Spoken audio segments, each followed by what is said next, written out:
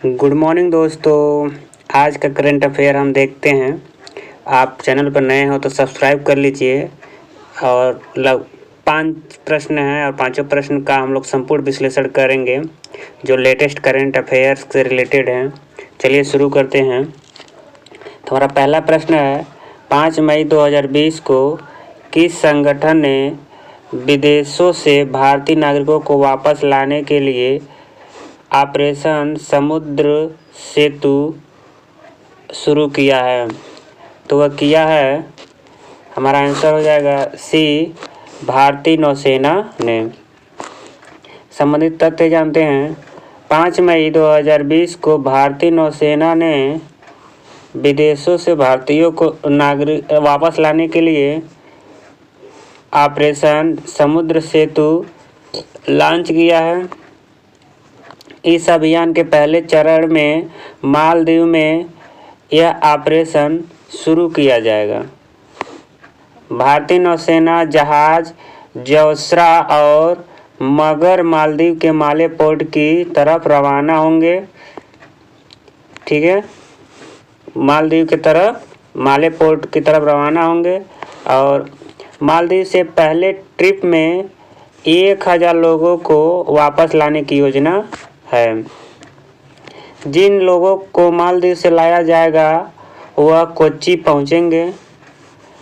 और भारतीय नौसेना ने अपने 2 जहाज INS सरदुल और INS एरावत को UAE में फंसे भारतीय नागरिकों को लाने के लिए भेजा है।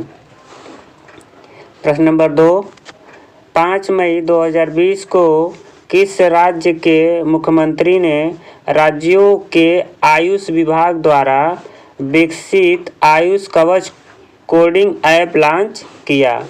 तो ये कौन से राज्य है? इसका आंसर ये हो जाएगा उत्तर प्रदेश राज्य। इसे संबंधित तथ्य जानते हैं। 5 मई 2020 को उत्तर प्रदेश के मुख्यमंत्री योगी आदित्यनाथ, जो नाथ संप्रदाय से जुड़े हुए हैं, आयुष कवच कोविड ऐप लॉन्च किया। ठीक है, ऐप का नाम क्या है? आयुष कवच कोविड। और अगला इसे संबंधित और तथ्य देखते हैं। ये ऐप राज्य के आयुष विभाग द्वारा तैयार किया गया है। इस ऐप में आयुर्वेद में मौजूद जड़ी बूटियों से जुड़ी जानकारी और चिकित्सा पद्धति की जानकारी सरल भाषा में उपलब्ध होगी। तो दोस्तों, जड़ी बूटियों से संबंधित जानकारी दिया जाएगा। और इस ऐप के द्वारा लोग योग तथा आयुर्वेद के माध्यम से शरीर के प्रतिरोधक क्षमता बढ़ाने के नुस्खे के संबंध में विस्तृत जानकारी प्राप्त करेंगे। प्रश्न नंबर अगला, वर्ष 2018 में विश्व अस्थमा दिवस कब मनाया गया? तो यह आंसर हो जाएगा बी, 5 मई को विश्व अस्थमा दिवस मनाया गया। और इससे संबंधित तथ्य जानते हैं। 5 मई को संपूर्ण विश्व में विश्व अस्थमा दिवस मनाया गया। और यह दिवस प्रतिवर्ष 5 मई महीने के प्रथम मंगलवार को मनाया जाता है। ये बहुत आसान तरीका याद करने के लिए, मई के प्रथम मंगलवार को। इस बार इसका थीम तो मुख्य विषय था एनफ अस्थमा डेथ। इसका थीम रखा गया था। 1998 में इस दिवस को मनाने की शुरुआत की गई थी। इसका उद्देश्य जो था, संपूर्ण विश्व में जो है अस्थमा रोगियों को अस्थमा को नियंत्रित रखने के लिए प्रोत्साहित एवं जागरूक करना। यह प्रमुख गैर संचारी रोग में से एक है। उल्लेखनीय है कि वर्ष 1998 में इस दिवस को मनाने जाने की शुरुआत की गई थी। और इसका उद्देश्य है संपूर्ण विश्व में अस्थमा रोगियों को अस्थमा को नियंत्रित करने के लिए प्रोत्साहित एवं जागरूक करना। यह प्रमुख गैर संचारी रोगों में से एक है। यह बच्चों में सबसे सामान्य चिरकालिक रोग भी है। तो इस और अगला प्रश्न हम लोग देखते हैं। मई 2020 में वर्ष 2020 के लिए मार्कस वालनबर्ग पुरस्कार किसे प्रदान किए जाने की घोषणा की है? तो मार्कस वालनबर्ग पुरस्कार। इसी को संबंधित इसका आंसर हो जाएगा डी। 3 लोग इस बार चुने गए हैं जिनका नाम ऐसे है: Joseph J Landersberg and Richard N Waring and Nicholas C Kulp. इनसे संबंधित तथ्य जानते हैं। मई 2020 में वर्ष 2020 के लिए वन क्षेत्र में मार्कस वालनबर्ग पुरस्कार की घोषणा की गई है। ठीक है, अगला देखते हैं तथ्य। इस वर्ष यह पुरस्कार जलवायु परिवर्तन में वन वृद्धि की भविष्यवाणी करने वाले model 3PG physiology principles predicting growth के लिए Joseph J लैंडर्सबर्ग, Richard H Warring और निकोलस सी कुप्स को संयुक्त रूप से प्रदान किया गया है। इसके द्वारा दिया गया यह मॉडल अब बड़े वन क्षेत्रों में वृद्धि का आकलन करने के लिए विश्व में सबसे व्यापक रूप से उपयोग किए जाने वाला मॉडलों में से एक है। यह उपग्रह इमेजिंग से पहले वन भूखंडों पर लागू किया जाता है। उसके बाद इसका इस्तेमाल वैश्विक स्तर पर भविष्यवाणियों के लिए किया जाता था। इस पुरस्कार को दिए जाने का उद्देश्य उन वैज्ञानिकों की उपलब्धियों को पहचानने के लिए प्रोत्साहित करना और बढ़ावा देना जो ज्ञान को व्यापक बनाने और वानिकी और वनों के महत्व के क्षेत्रों में तकनीकी विकास में महत्वपूर्ण योगदान देते हैं। अगला प्रश्न, विश्व हाथ स्वच्छता दिवस कब मनाया जाता है? तो यह मनाया जाता है 5 मई को। इसका आंसर डी हो जाएगा। संबंधित तथ्य जानते हैं। 5 मई 2020 को संपूर्ण विश्व में हाथ स्वच्छता दिवस मनाया गया।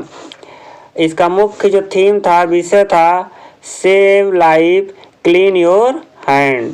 Save life clean your hand. यह दिवस लोगों को हाथों को स्वच्छ रखने के बारे में जागरूक करने हेतु विश्व स्वास्थ्य संगठन की एक पहल है। वर्ल्ड हेल्थ ऑर्गेनाइजेशन की यह एक पहल है। इस दिवस का मुख्य लक्ष्य यह पहचानना है कि हाथ धोना सबसे प्रभावी कार्यों में से एक है जो आपको रोगजनक विशेष रूप से कोविड-19 के संक्रमण को कम करने और उसे रोकने में मदद कर सकता है। प्रश्न अगला, मिडवाइफ्स के लिए अंतर्राष्ट्रीय दिवस कब मनाया गया? तो यह मनाया गया 30 अप्रैल को। आंसर डी सही हो जाएगा।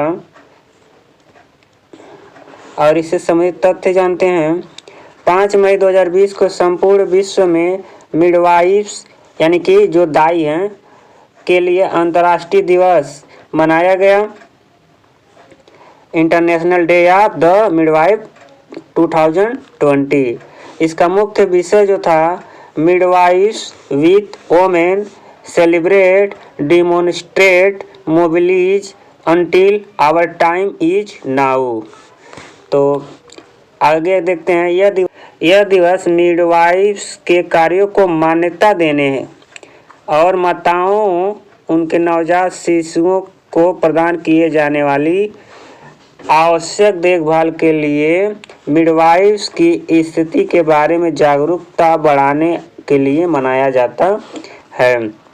गौरतलब है कि WHO ने वर्ष 2020 में को फ्लोरेंस नाइटिंगेल की 200वीं जयंती के उपलक्ष्य में year of nurse and midwives के रूप में घोषित किया है।